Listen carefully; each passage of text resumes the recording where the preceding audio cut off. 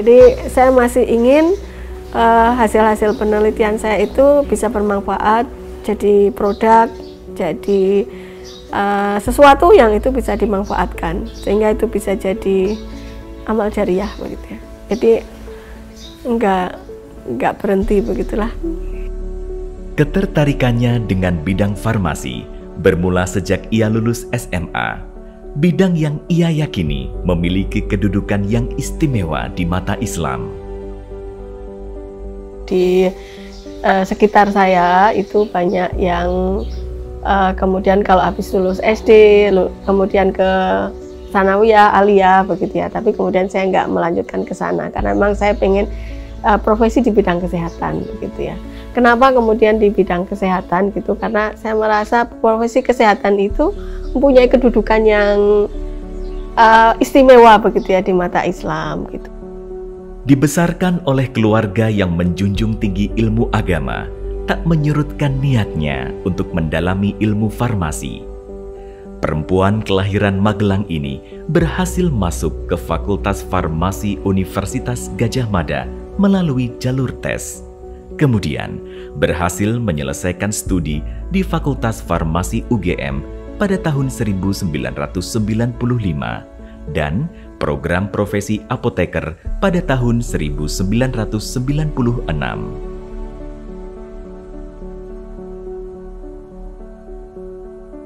Perempuan yang sudah menjadi dosen di Universitas Ahmad Dahlan sejak 1996 ini terus menekuni dan mengembangkan ilmu farmasi yang bermanfaat bagi masyarakat luas.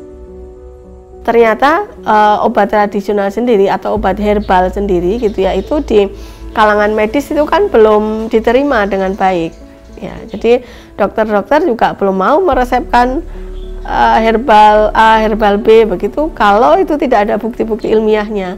Nah, kita tuh berusaha untuk memberikan bukti-bukti ilmiah itu agar jamu ya, kemudian herbal Indonesia itu bisa masuk ke pelayanan kesehatan formal gitu.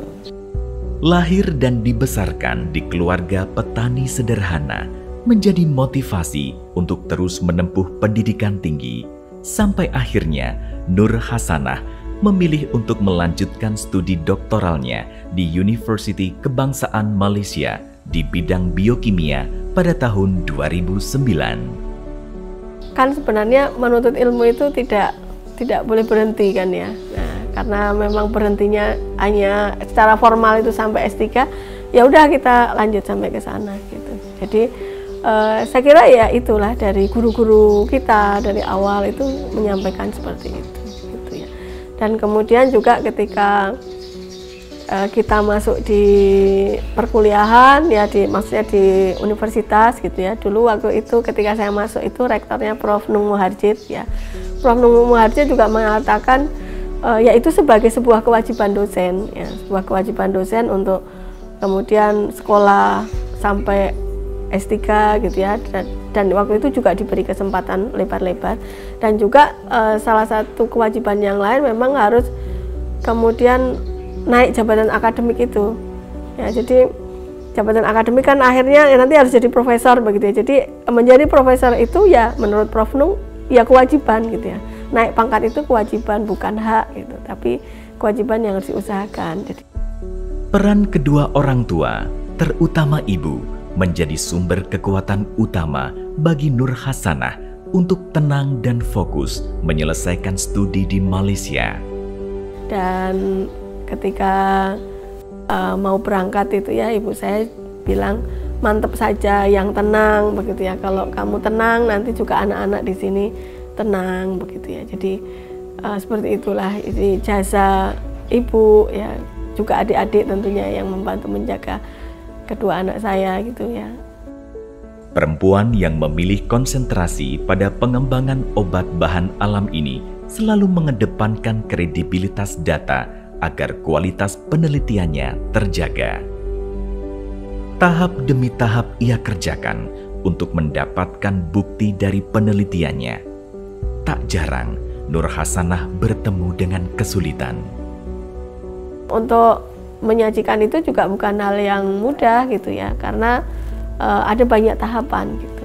Jadi dari uji in vitro, kemudian ke in vivo, sampai ke uji klinis ke manusia, itu harus ditempuh semuanya. Saya misalnya ketika penelitian itu saya harus menggunakan tikus ya, membeli tikus, sudah sekian puluh tikus saya beli, tapi kemudian ternyata ini baru aja kemarin ya, ternyata tikusnya itu selama pemeliharaan itu kemudian terkena infeksi kayak gitu ya, tikusnya jadi sakit. Nah itu kan nggak bisa dipakai, itu juga sedih juga gitu ya. Nah, itu. Selain kesibukannya mengajar, istri dari Dr. Mukhlis MSc ini terus melangkahkan kaki agar terus bermanfaat bagi banyak orang.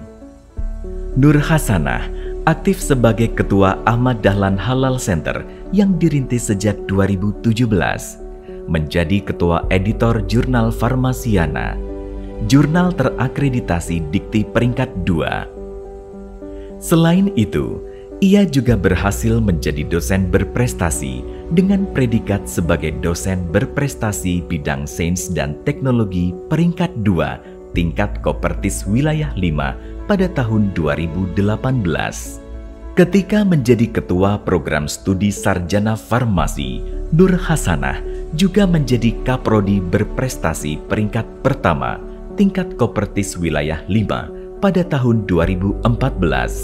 Proses panjang yang ia lalui tak pernah sedikit pun menghadirkan rasa ingin putus asa di benaknya. Dengan dilandasi prinsip kerjakan, setelah itu biarkan proses yang berjalan, akhirnya gelar guru besar berhasil ia sandang. Dan karena saya juga punya prinsip kan, ketika saya sudah menyelesaikan tugas, kemudian saya biarkan begitu ya, biarkan proses itu. Jadi ketika saya sudah menyelesaikan tugas, apa yang diminta itu sudah saya selesaikan, kemudian saya kirim ke SDM kirim ke Kopertis, ya sudah, proses itu biar berjalan gitu, nanti saya terima kabar saja gitu. Tak lupa, Nur Hasanah juga memberikan pesan, apa yang dikerjakan harus dengan sungguh-sungguh dan berusaha dengan maksimal untuk mendapatkan hasil yang terbaik.